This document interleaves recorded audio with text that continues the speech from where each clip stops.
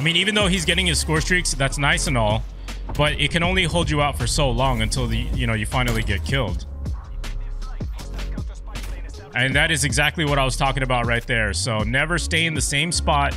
Always try to keep moving. All right, you guys, welcome back to another video. So this is a series where I review your gameplay. The whole point of this series is so that other people can learn from your gameplay and then apply it to their own gameplay as well. So if you want me to review your gameplay, you must be following me on Twitter, 𝗲𝗏𝗏Man on Twitter. Do not DM me your gameplays. Just post it right here on this tweet. So it's a pinned tweet. It's very easy to find on my profile. And then you click on it. You're going to click comment. And then the next thing you're going to do is, you're going to put in your gameplay link to your YouTube video. So that's all you have to do. And I will get to them in the order that I receive them. And I'm looking to put these out maybe once or twice a week. So if you guys really want me to continue the series, keep showing love on it. I was looking at the previous one that I posted, which is right here if you missed it. This was the last episode that I posted. And I was quite impressed with the like ratio. So you guys seem to really enjoy this series. So if you want this series to continue, obviously show this video some love, drop a like on it, and I will continue doing your gameplay reviews. So when I like your tweet, that means I've seen it already. So I'm just going to keep looking for the next gameplay that was posted either on the 17th or on the 18th. All right, so we got a gameplay here from 𝗲𝗏𝗏. So let's go ahead and check it out. He says, "What's up, Turbo Man? I've been playing COD since Modern Warfare 2. I passed on Advanced Warfare, BO3, and World War II. My EK is 1.44, but my actual KD is 1.25. The worst since my early days. Even as a veteran player, I still do a lot of mistakes as seen in this video. I stay trying to improve everything in life, not just gaming." All right, that's actually really good. I like that, man. Stay safe during these troubled times. Stay gaming. I appreciate that, man. So this is his channel, by the way, if you want to go ahead and check him out. 𝗲𝗏𝗏𝗧𝗏𝗏. So let's just go ahead and take a look at this gameplay and see what we find. All right, so he is playing on Satellite, which is a pretty decent map. It's a good map for long distance engagements. First thing I will say right off the bat, if I were going to play on this map and I specifically want to dominate, the first thing I would do is definitely change my class setup to a long range weapon like an AR or a tactical rifle or an LMG. So using a 74U on this map might be quite difficult because, you're going to be in wide open spaces, you're going to be exposed, and you're going to be having a hard time engaging long distance combat.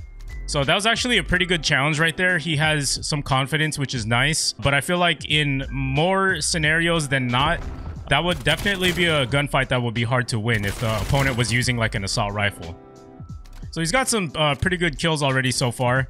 So he switches to his Gallo, which is smart because it's close quarter combat at that point. So the shotgun is better. All right, so be a little bit more cautious of when you're reloading your weapon. Try to get more cover. Don't expose yourself to lines of sight, if that makes sense. So he's pre-aiming, he's taking cover. That was a good kill. All right, so now that there is a counter UAV up, it's best to just take cover here. Try not to be aggressive because you can't really make educated decisions on where you're going to push in the map. The mini-map is pretty much everything. It tells you a lot of information. So he's going to go for the chase here, pre-aim around this corner. Good stuff, good kill. All right. So now the opponent has a spy plane up in the air. I'm not sure if he's running that ghost perk. For a quick tip out there who are watching this video, if you do not have ghost and the opponent does call in a UAV, it's wise to just flock with your teammates. That way, if your teammates are dying around you, that gives you a good sense of where the opponents are coming in from. And also at the same time, your opponents are going to die first, not you. So it gives you a lot more information that way. So it looks like now his team is being pushed and being held in a spawn trap, which is obviously not good. So what you want to do is just hold down this area just momentarily. Don't stay here too long. Pick off opponents that are coming into your area. That was very smart to put down that portable radar. And it looks like he's just waiting for opponents to come through, which is, there's nothing wrong with that. But you don't want to stay here too long, because what happens if you stay here too long is that you're giving the opponents a chance to figure you out. You don't want that. You want to create confusion. You want them to guess. But you staying in the same part of the map for a long duration of time, it gives the opponent an advantage. It gives them more chances, more trial and errors to figure out different angles and ways that they can finally kill you. So there's somebody pinging on his portable radar. Automatic kill there because you should know and predict where the opponent is coming in from. But his teammates are dying all around him, so I assume eventually you're just going to get killed because you're staying in this area too long, like I was saying. So he's not doing a bad of a job of holding this area down, don't get me wrong, but it's just something that I would advise against because, like I said, you don't want to stay in the same spot too long. You hear it all the time in my videos. When you get a kill, you always want to switch your location. You know, you want to keep the enemy guessing. So just because you have a portable radar doesn't mean that you need to stay here all the time. And let me just pause this real quick. So look at his teammates on the minimap. They're all advancing forward. It means that it's safe to move forward. What you want to do is you want to hold the opponents at their spawn, and you don't want them holding you in your own spawn. So just keep that in mind. So at this point, I would definitely push up and help my teammates out. So he's got a couple teammates that are still spawning in this area, which proves my point. You are being held in your spawn.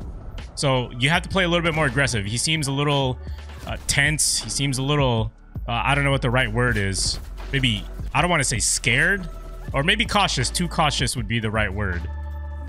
So now, for sure, you guys are stuck in a spawn trap because most of your teammates are here with you in your little bubble per se, and the opponents are pushing. So let's see how his teammates handle this situation. It looks like one of them died according to the minimap, and someone's pushing up. He tried to go in for the flank. He took him out. Yeah, I would definitely move out of this spot. I mean, even though he's getting his score streaks, that's nice and all, but it can only hold you out for so long until you finally get killed. And that is exactly what I was talking about right there. So never stay in the same spot. Always try to keep moving. Of course, every scenario is different where you could just keep killing opponents who keep coming at you blindly, but it can only take you so far. So where you're at right now is where you want to be because you have a clear bird's eye view of pretty much every direction. And right now there's a counter UAV, so this still is a pretty good spot. So if you pay attention to the minimap up here, that was a good kill, by the way. You'll know exactly where the opponents are spawning in from. So you just have to be hyper aware. Hyper aware is the great word here to use, of just that awareness of where your opponents are coming in from. He's making real good use of that portable radar, though. That's great. Because obviously you can see it's giving him a huge advantage. So there's one more up there. You got to heal up first. That was great. I like the fact that he pre-fired. That definitely is signs of a well-experienced Call of Duty player right there. Sometimes you got to pre-fire to give yourself an advantage and, you know, make sure it gives you that 100% chance of winning a gunfight. So right away, if I were you, I would definitely be a little bit more reserved when you're using your war machine. Always try to get the best aim. You know, don't just spray and pray with it because you only get your war machine maybe once or twice a match depending on how good you are at getting your streaks. And you don't want to waste it, you know, you want to maximize it as much as possible. So try not to spam it, just use it sparingly, and in situations where you're 100% going to get a kill. You want to make the most of it, you know. Pre-aim right here around this corner. Every time you hear that portable radar, make sure you make it a habit to duck or go prone. So there, I hear footsteps around him. He's trying to predict the movement here.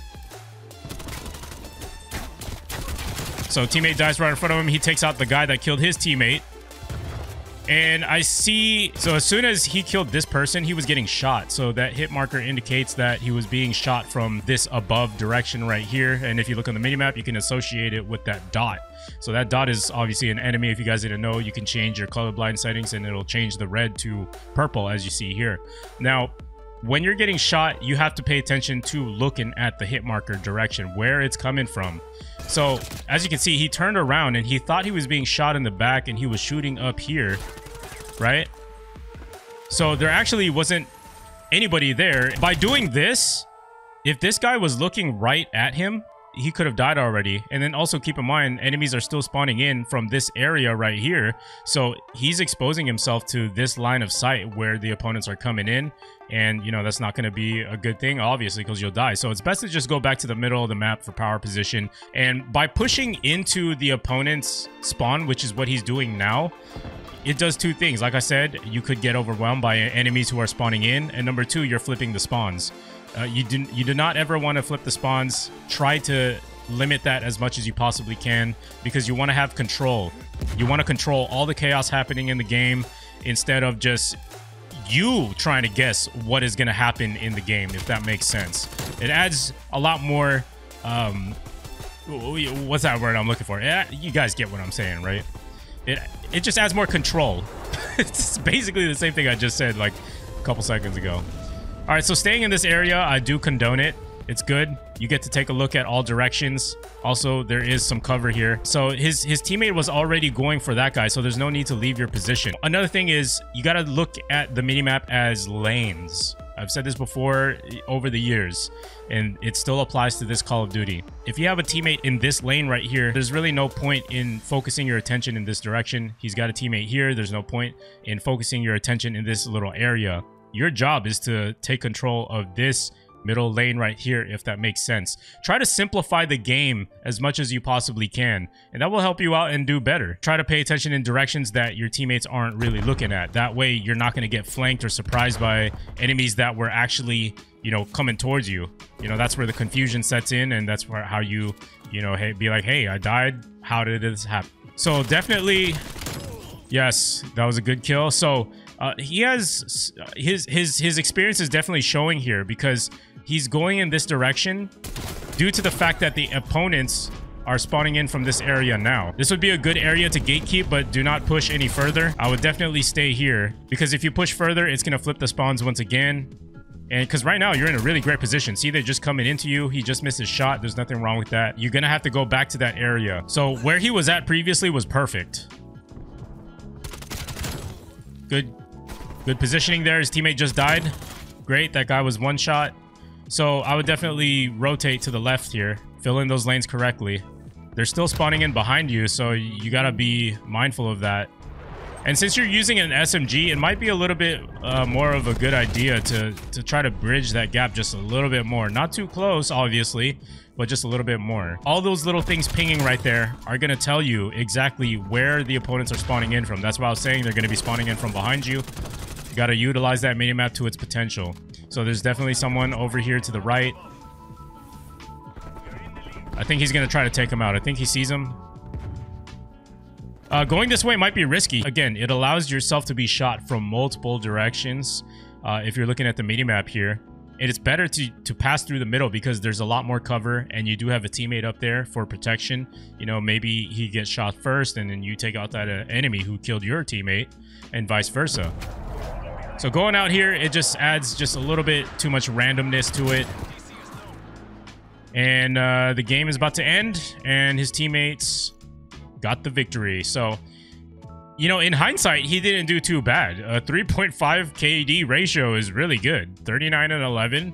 But, you know, I do get where he's coming from when he was saying that he feels like he does a lot of mistakes in this video, as he stated over here. But yeah, I hope this helped you out in some way, shape, or form. If it did, let me know down below in the comments. If you guys are viewing this video as well, you can leave him some advice on things that he could do better.